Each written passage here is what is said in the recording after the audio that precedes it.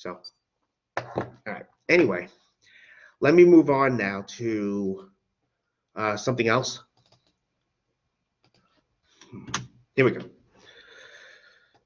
Okay, so remember how we said there were two systems of measurement? We had the metric system, you know, that had meters, grams, and liters, right?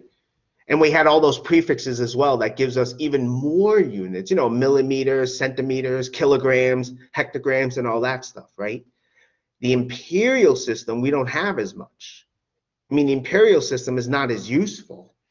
But what's nice, though, thank goodness, is we can convert between the two systems. There are ways to do that. So again, this is really just more of that factor label method and unit conversion.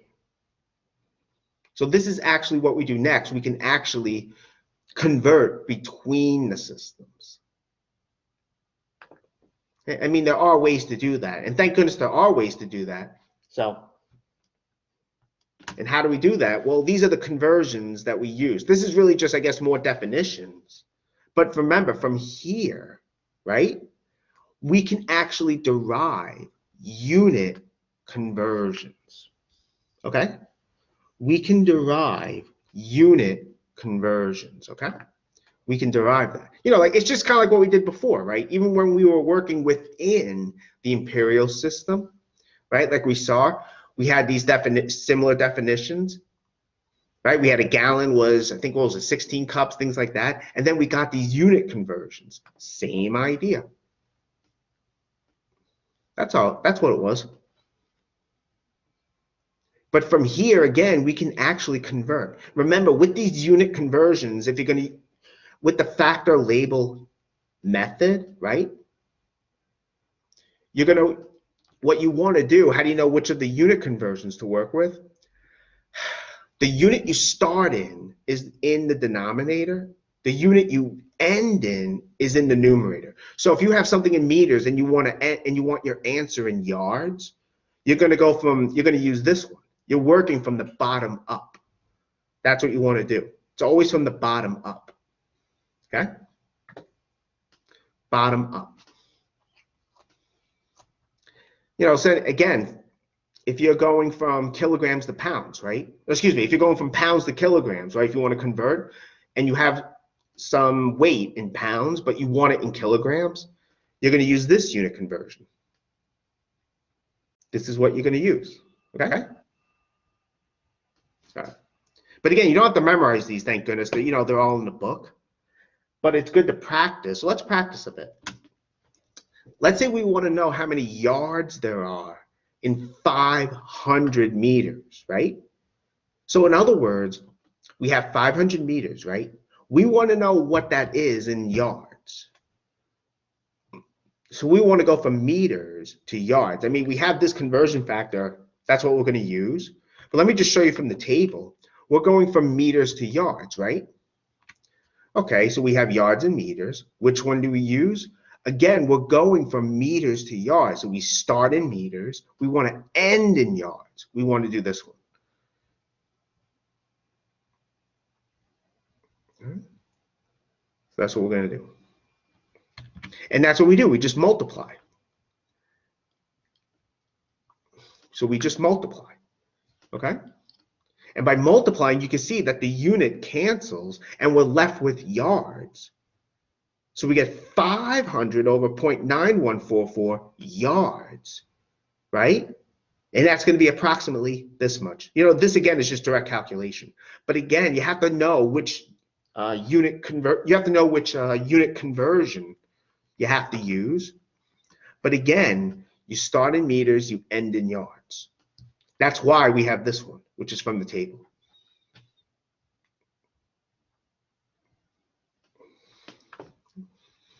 Okay.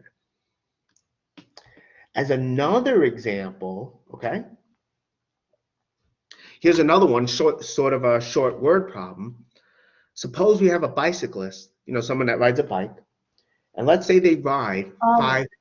What? Can you go back real quick, just so I could write down the answer? It's in the notes though I sent you.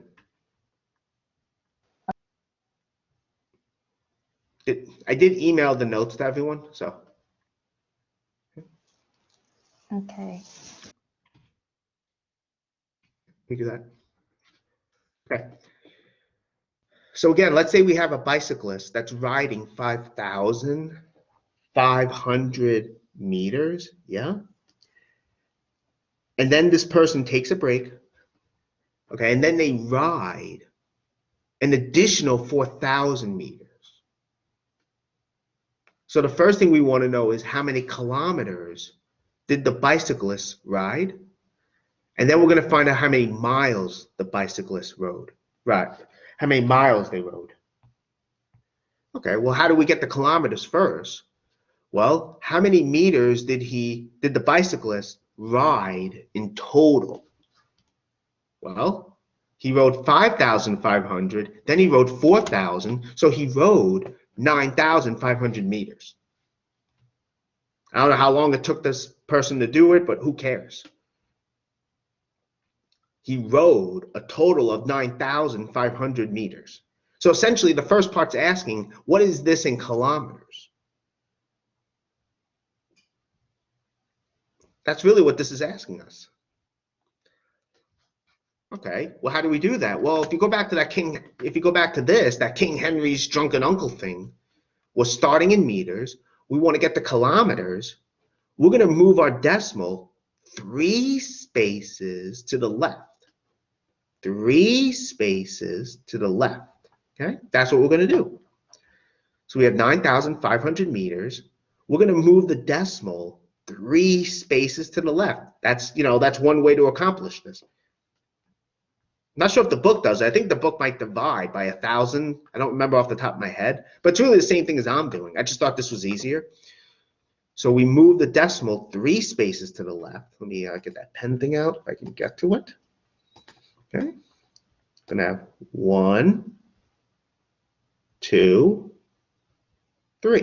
So we're gonna get 9.5 kilometers. 9.5 kilometers.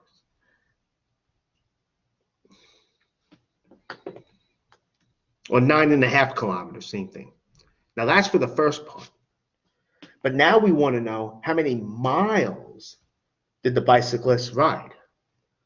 Well, so we're going to convert from kilometers to miles. Let me just go back to that table.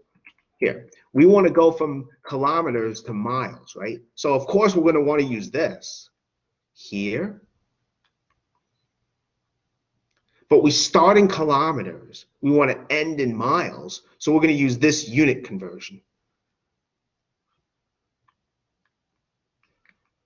Like so.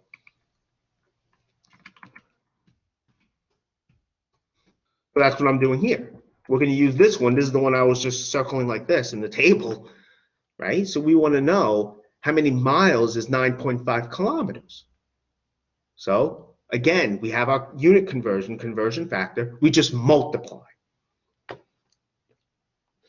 And that's what I'm doing. Right? Again, by multiplying, the kilometers unit goes away. We're left with miles. We get 9.5 divided by 1.60093 miles, and that's going to give us this. That's how many miles the bicyclist rode. So again, we just had to do a unit conversion. So again, we started out with meters, but first we had to figure out kilometers, right? After we added, we did a conversion just like before here in this slide. Then we did a unit conversion using the factor label method.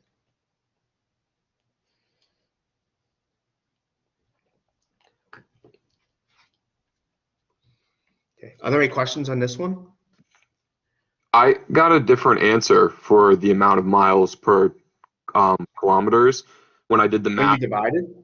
I also Googled it, like how many miles in 9.5 kilometers, and it gave me an answer that was different from mine. So could we go over the calculation? Because I got a different answer than you did. I'll have to double check that though, but I think I just did one as well. So I'll have to double check that as well. So thanks though. I'll double check that. Yeah, I think this number should be different. It should be like 5 point something. So fix that. So this should be like 5 point something. So all right, I'll fix that and I'll go through it next time as well. So, but next time what I'll do is I'll show you how to solve this using proportions. You know, I think that might be a little bit easier. So, you know, I'll work on that. We'll do that next time though. We have like, how much time do we have? We have like a minute left, I think. Yeah, so why don't we stop here? But this should be like, I think like 5.9 something. Let me take a look. Yeah, like 5.9, I think. How I missed that? 9. There we go. Oh no, 4 decimal places. There we go. So that's what it should be. Sorry about that. All right. All right, so we'll stop here.